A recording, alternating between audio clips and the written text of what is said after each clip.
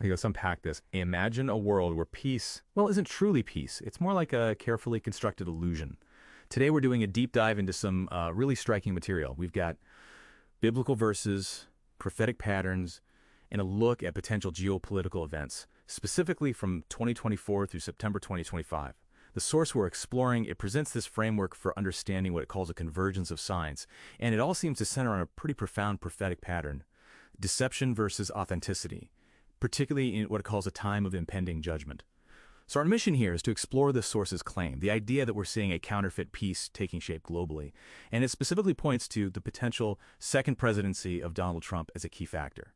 And just to be really clear up front, we're digging into this specific source's interpretation. We aren't endorsing these views, okay? We're just trying to distill its arguments for you so you can understand a perspective. Exactly. And what's quite insightful, or at least interesting about this source's approach, is how it suggests history doesn't just repeat itself. It claims history escalates prophetically. Escalates prophetically. How so? Well, it uses this principle it calls historical duplication. It draws on texts like the Book of Enoch. Now, that's an ancient text, not in the Standard Bible, but known in some circles for providing these archetypal patterns. Patterns for the end times. Kind of. The idea is that these ancient judgments act like templates for future bigger events. So the source applies this lens to what's happening or what it predicts might happen today. Okay, so at the core of this, Yeah. there's a conflict, right? Yeah. The source points to Jeremiah 8.11. That's the one.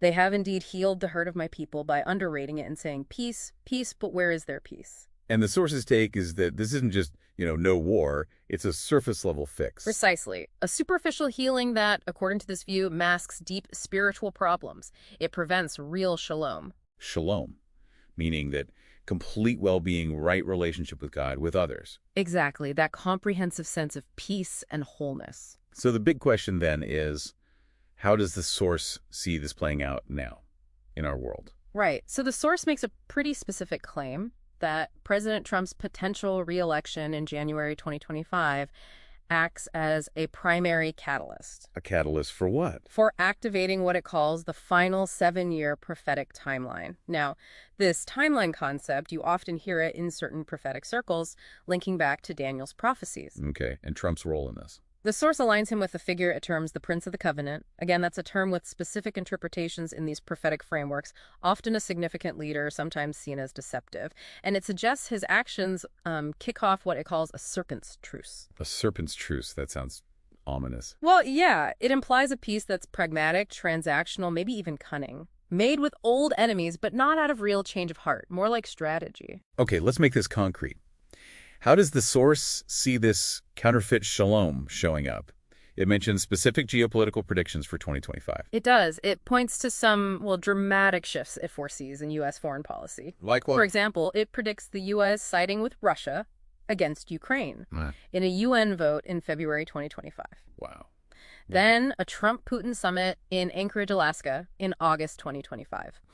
And there, the U.S. supposedly pressures Ukraine to give up territory. And Iran. Yes. Yeah. It also highlights potential U.S. engagement with Iran. This is after a hypothetical war between Iran and Israel in June 2025. The U.S. steps in, brokers a ceasefire, but a fragile one. So the source sees all these moves with Russia, Ukraine, Iran as strategic plays. That's the interpretation, yes. Yeah. Creating an illusion of stability. But it's an illusion with a purpose. Which is To free things up, to allow focus somewhere else entirely. Ah, okay. So connecting the dots. Yeah. This engineered peace in, say, the West and the Middle East. Yeah. It's not the end goal. Not according to the source, no. It's seen as a necessary step, a prerequisite. A prerequisite for what? For what the source calls the East Wind conflict. It shifts the focus to the Asia-Pacific. The East Wind. Sounds like trouble brewing. Definitely.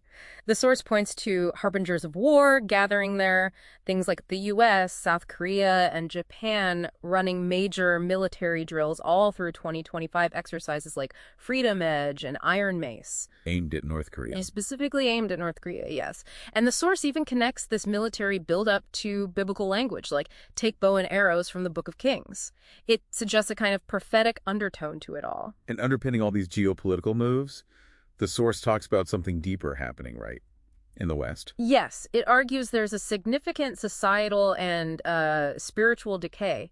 How so? It points to things like a decline in a biblical worldview, the rise of what it calls syncretism, blending different beliefs together, and also widespread mental health issues. And this makes people What? vulnerable. It suggests it creates a population that's stiff-necked, maybe unrepentant, echoing prophets like Ezekiel and Amos, and yes, susceptible to deception, ready to accept a false sense of security.